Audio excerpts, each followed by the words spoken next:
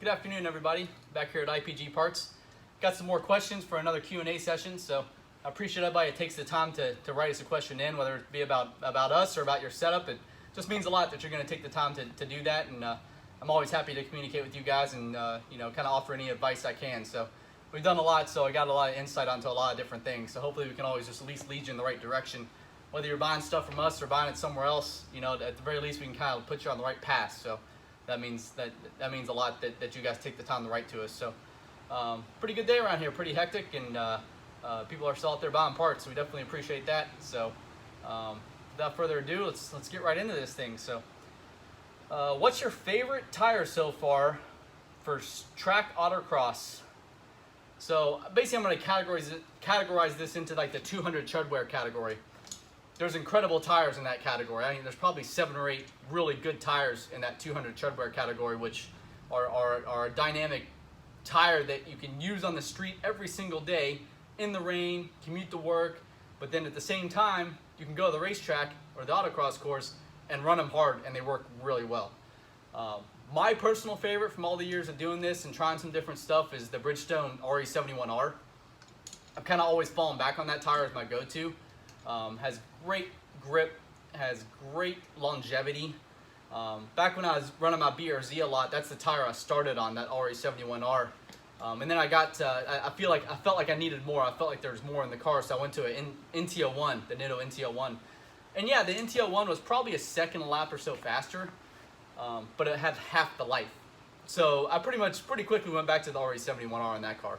So it's kind of the best of both worlds. You get good longevity, you get something you can drive on the street every single day, but you have something that's very capable on the racetrack when you want to go do that. These Volks actually got the new Continental Extreme Contact Sport tires. I'm tired of lugging rain tires around to the track. I used to always carry Hoosier rain tires with me, and we use them like once a year, and they just sit there and age out, and it just seems to be kind of a waste. So when I got the Volks, I put these tires on there. These are 300 treadwear, but they're supposed to be really, really good in the wet. So I'll be using these for street driving or for the trailer, for stuff like that. But then if we get to the racetrack and after racing the rain, we'll bolt these things on and we should be in pretty good shape. So, but in general, 200 treadwear street, tire category, there's 7 or 8 really good options. Kind of pick one, use it up, pick another one, use it up, and see what you land on. But that Bridgestone RE71R is pretty stout. All right, next question. Ever think about relocating to another state? And that answer is very much no. I've been in Florida for 30 years, and I'm very much a shorts and a t-shirt guy.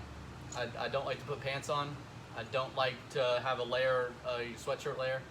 I kind of, every now and then in the winter we'll take a trip up north. My wife has some family in Michigan, so we'll go up there, and it's nice to go see their snow, but they can have their snow. I'm coming back to my beaches and my sunshine. So no, I'm staying in Florida. If anywhere, I'm going to try to find somewhere warmer. So that answers that question. All right, 320 horsepower all motor, trying to run mid-10s. What size rim should I get? 13x8 or 13x10? The answer is the Lenzo 13x7.5, and not because I sell it. It's actually probably the right size for you. 320 horsepower is pretty good. There's some good tire options.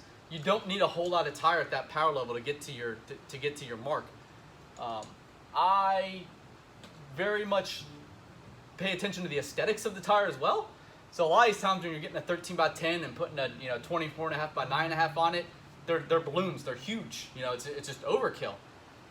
Especially to run mid-10s, you just don't need it. Personally, if I were running that setup, setting that up on my own car right now, I would do a set of Lenzo 13x7.5s, and I would put either a Mickey Thompson 24.5x8 on it, or an M&H 24.5x8.5. That combo and that setup is plenty good to get you well into the 9s, to be quite frank with you. On my turbo car before we got rid of it, we were making about 700.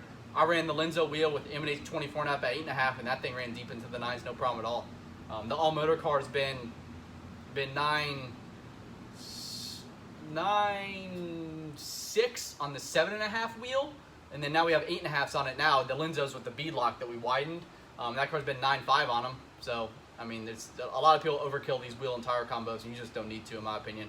So I'm, you know, one of these days I'm going to put a bounty out there for some cars to go, you know, run some 8s on some, you know, off-the-shelf Lenzos, because I know it's perfectly possible.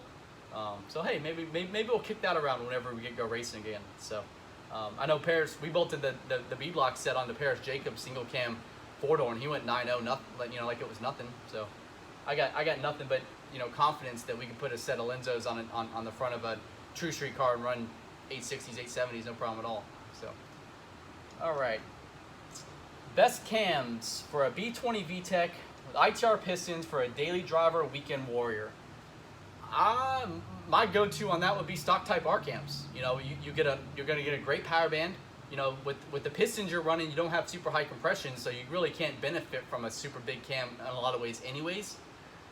So stock type R cams are a great option. After that, if you really wanted to put something in, there's probably power to be had in some of the kind of the entry-level stage 1 stuff, whether it be, you know, Brian Crowder or Skunk 2.